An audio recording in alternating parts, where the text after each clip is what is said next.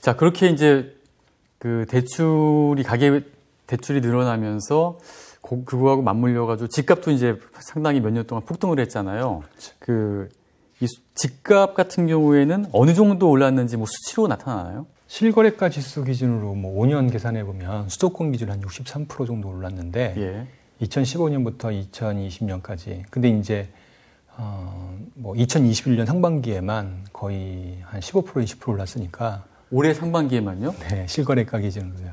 그거 엄청난 거 아닌가요? 좀 믿기지가 않아가지고. 예, 저도 믿기지가 않는데. 아니, 잠깐만, 그 15%라는 게 이제 전국 기준으로 말씀하시는 거예요? 수도권 기준으로. 수도권, 서울과 예. 이제 경기까지 해서. 예. 이야. 아주 많이 올랐죠. 그러니까 뭐 이거는 역대 볼 수 없었던 집값 예. 상승률이고요. 특히 이제 2019년 하반기부터 시작해서 집값이 가파르게 올랐고 예. 예, 이 상승이 이제 진행된 게 2020년도에 예.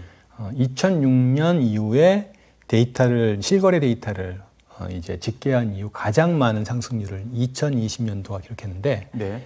2021년도가 이 데이터를 깼습니다. 상승률을요. 예, 그래서 올해가 가장 높은 상승률을 기록하고 있고 예. 지금도 여러 가지 규제에도 불구하고 계속 상승하는 것으로 확인되고 있고요. 그러면 이제 단계별로 봐서 작년에 상승한 이유하고 올해 상승한 이유가 좀 어떻습니까? 따로 또 있나요? 올해는 작년의 연장이라고 봐야 될 것 같아요. 네. 예, 그래서 역대 뭐 많은 부동산 시장 안정화 정책을 취했잖아요. 근데 2020년 7.10 대책 이후에 사실상 부동산 시장 안정화 대책이 나온 게 없어요. 그러네요. 공급 대책은 이제 8사 대책과 네, 이사 대책이 있었지만 네. 공급 대책은 어차피 이건 장기 대책이지 예. 지금의 집값을 잡는 대책이 아니거든요. 그러니까 사실상 부동산 시장 안정화 정책을 더 이상 피지 못했던 게 가장 크고요. 나아가서 이제 문제의 핵심은 지금의 집값 상승은 20, 30대 무주택자가 갭 투자하는 거거든요. 근데 20, 30대 무주택자가 집을 사는 거를 네. 정부가 지원해 주었잖아요. 전세 대출로요? 전세 대출이든 예. 뭐든요. 예. 주택담보대출도 LTV 40%인 거를 720에서 50% 올려주고 이번에 429 대책에서 10% 더 올려줬잖아요. 예. 예. 사실상 지원한 대책이죠. 계속 이렇게 지원하는 대책을 취하면서 예. 오히려 이 지금의 주요 매수 세력, 주력 매수 주체들의 매수를 오히려 더 자극하는 결과를 낳은 거죠. 그러다 보니까 집값이 오히려 더 오르고 또 하나 이제 결국에는 지금의 집값 상승의 원인은 전세 가격 급등이잖아요. 그렇죠. 예. 전세 가격 급등의 근본 원인을 또 자초한 게 있고요. 임대차 3법이라고요.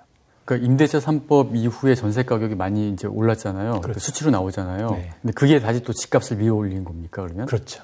그럼 내년 같은 경우에는 그러니까 임대차 3법 도입 이후에 이제 2년이 되기 때문에 그때는 다시 또 이제 큰 바뀜이 또 일어나잖아요. 그때 네. 작년에는 한번 계약갱신 청구권을 사용했으니까 그때는 그냥 살 수 있었는데 이제 2년 후에는 나가야 되니까 그렇죠. 손바뀜이 좀 많이 일어날 텐데 그러면은 전세값이 더 크게 오를 가능성이 있겠네요. 전적으로 동의하고요. 저희는 2023년까지는 갈 것 같은데요. 이런 속도면, 이런 상황이면. 그러니까 집값이 오르는 상황이 2023년까지는 계속 갈 것 같아요. 전세 가격이 오르는 상황이 예. 2023년까지 될 거고 네. 전세 가격이 오르니까 집값이 2023년까지 계속 오를 거고요.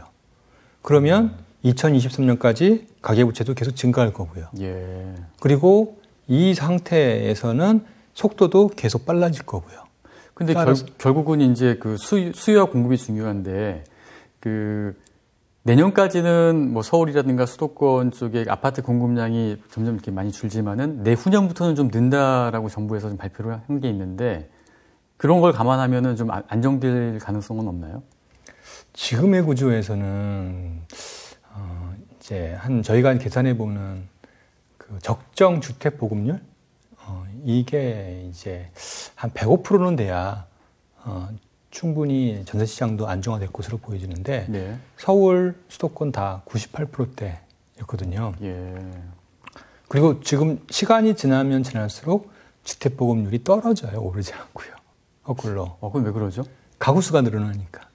아, 분화하니까? 예. 예. 그러니까 현재로서는 지금 주택 공급을 정부가 발표한 거에 2배 정도는 늘려줘야 이 수요를 충족할 수가 있어요.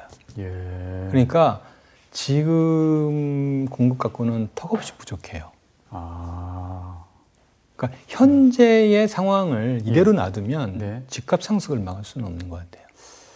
그러면 이제 공급 측면에서는 좀 잡기가 어려울 것 같고, 이제 다시 돌아가서 기준금리를 인상하고 지금 대출을 이제 억제하지 않습니까? 그렇다면 이제 그런 측면에서 또 효과가 좀 나타나지 않을까라는 또 기대도 해보는데 어떻게 보십니까? 말씀드린 것처럼 기본적으로 첫 번째 기준금리 인상이 한 차례 두 차례 끝날 가능성이 높아요.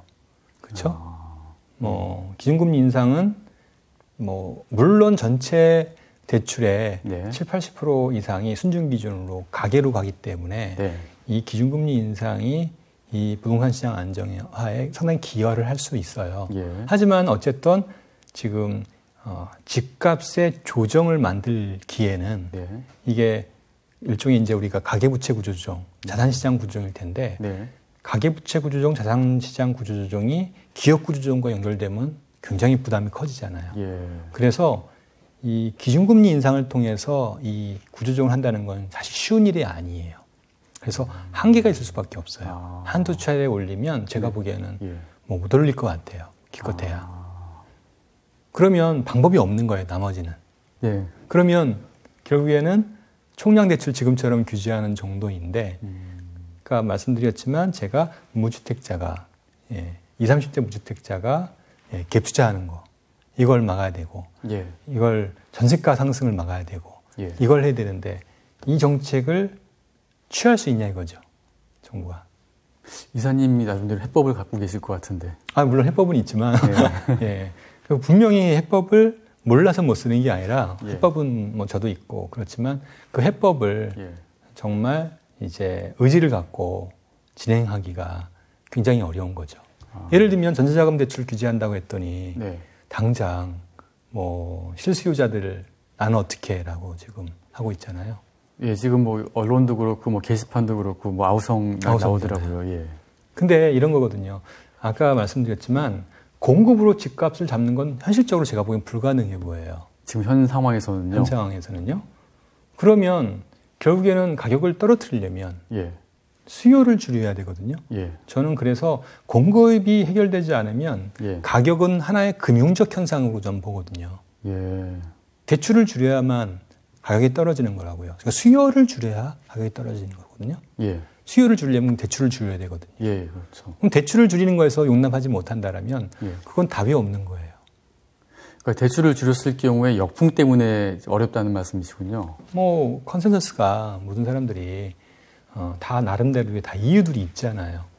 집값은 떨어지는 건 바라지만 내 대출은 줄이면 안 된다고 생각하면 이거는 집값은 안정화될 수가 없는 거죠. 그러면 정부가 하늘에서 떨어진 게 아니기 때문에 결국 우리가 모든 사람들이 요구하는 걸 하는 게 정부인데 많은 사람들이 대출을 줄이는 거를 반대한다라면 특히 전세자금 대출 규제를 반대한다라면 그러면 집값이 안정화되는 거는 어려운 거죠.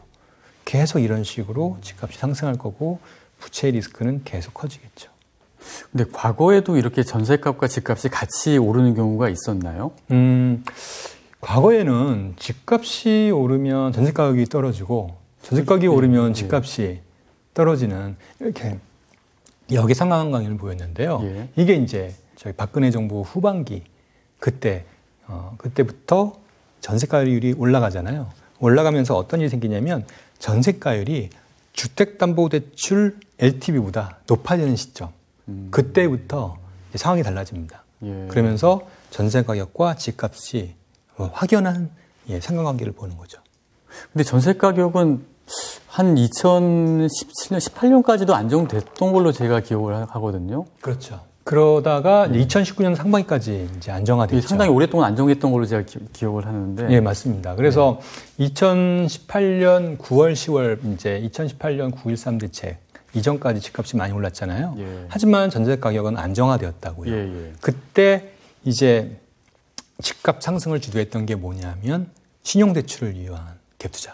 아, 그때는 신용대출을 이용한 거예요? 예, 신용대출, 개인사업대출 예. 이걸 이용한 갭투자가 굉장히 활발하게 이루어졌고요. 예. 그래서 전세 가격은 안정화되었는데 네. 집값이 오른 거예요. 예. 그래서 9.13 대책 때 이것들을 막은 거죠. 그랬더니 바로 집값이 안정화됩니다. 예. 그러니까 집값이 안정화되니까 하반기 다시 집값 부양으로 나서죠. 그래서 그러면서 금리를 낮추고 그 다음에 이런 여러 가지 이제 전 신용대출을 늘리지 못하게 했던 DSR을 사실상 좀 완화시키고 이러면서 다시 신용대출이 늘어나고 전세자금 대출이 늘어나고 그러면서 전세 가격이 오르고 그러면서 집값이 다시 반등하는 이런 모습이 나타나죠. 그러다가 작년에 이제 임대차 3법 하니까 전세 가격이 그냥 다시 또 확 오르고. 그러다가 2020년도에 코로나 위기가 터졌죠. 그러면서 금리를 또 다시 대폭 낮췄잖아요. 0.5%포인트까지. 0.5%까지. 그러니까 이제 다시 더 말씀드렸던 전세자금 대출 수요는 훨씬 더 늘어나고, 그 다음에 신용대출 수요도 훨씬 더 늘어나고, 그거 갖고 이제 집 투자하는 게 더욱더 활발하게 이루어지게 되고, 그 과정에서 임대차 3법까지 연결되는 거죠. 그럼 두 차례가 아니고 기준금리를 한 뭐 서너 차례 정도 해야지 어느 정도는 좀 영향이 좀 있지 않을까요? 근데 말씀드린 바와 같이 아까 말씀하셨지만 그럴 수 있을까라는 부분들은 회의적이죠. 그러면은 지금 상당히 좀 무서운 생각이 들었는데 이런 추세로 가면은 이 부동산도 이미 거품이라고 많이 얘기하는데 그 거품이 향후 몇 년 동안 계속 쌓여가지고 정말 걷잡을 수 없는 상태까지 가지 않을까라는 그런 걱정이 좀 생기는데 어떻게 좀 보십니까? 향후 전망에 대해서. 그래서 이대로 간다라면 지금 지난해도 대략 계산해 보면은 800에서 1000조 정도가 가계부채가 들었거든요. 실질 기준으로. 네. 앞으로도 한 2023년까지 1000조 가까이 늘어날 것 같습니다. 그래서 한 4000조 정도 되지 않을까. 근데 부채라는 게 그 일단 절대 액수라기보다는 이제 내가 개인 같은 개인이 아니면 뭐 나라가 감당할 수 있을 정도의 그 부가 있으면은 GDP가 있으면은 부채 수준이 뭐 많다고 하더라도 감당을 할 수 있잖아요. 근데 4000조라는 거는 그게 어느 정도 수준입니까? 감당할 GDP의 200%가 되는 거죠. GDP의 200%. 근데 보통 GDP에 하고 딱 그 100%만 하더라도 상당히 많은 수준 아니죠. 제가 말씀드렸지만 BIS에서 권고가 GDP의 80%니까 이거를 뭐 한참 거의 3배 가까이 되는 거죠. 권고 수준에. 자, 그러면은 이제 그런 정도까지 수준까지 쭉 가요. 이제 거품이 막 커져요. 그럼 그다음 예상되는 시나리오가 어떻게 되는 것 같습니까? 그렇게 되면 언젠가는 이제 더 이상 살 사람들은 다 사겠죠. 집을요. 레버리지를 일으켜서 이제 다 살 사람들 다 사고 나는. 그러면 더 이상 살 사람이 없으면은 그리고 아무도 집을 안 산다. 이렇게 갑자기 이제 딱 매수가 끊기게 되면 그다음부터는 매도만 남을 거 아닙니까? 그러면 가격은 급락하겠죠. 가격이 급락하는 순간 어떤 일이 생기냐? 이제 부채에 상환 요구가 들어올 겁니다. 우리가 이거를 이제 디레버리지라고 합니다. 이 디레버리지가 이제 빠르게 진행되게 되면 이게 이제 감당할 수 있는 이제 상황을 넘어설 수 있겠죠.